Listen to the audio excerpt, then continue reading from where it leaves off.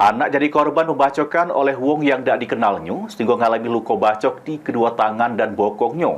Ida selaku wong tua korban datangnya sentra pelayanan kepolisian terpadu SPKT Polrestabes Palembang.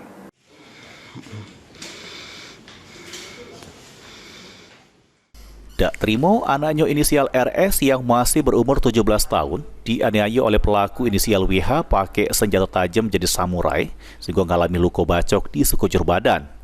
Ida Lela, 39 tahun, selaku wong tua korban mendatangi sentra pelayanan kepolisian terpadu SPKT Polrestabes Palembang bikin laporan polisi.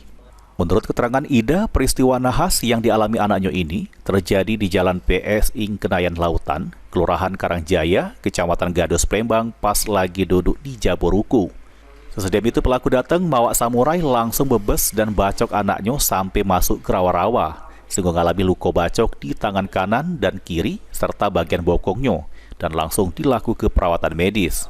Kami lagi pukul-pukul di hukum, ada cerita-cerita lah, tahu pelakunya langsung datang, rambut panjang itu. Terus? Jadi langsung ngejar anak aku tuh.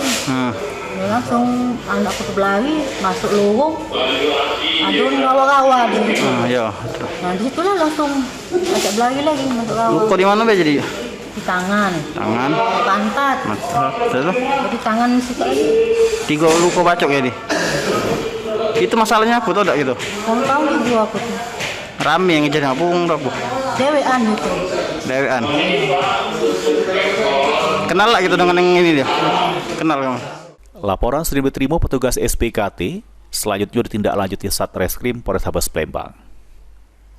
Heru Wahyudi, PAL TV.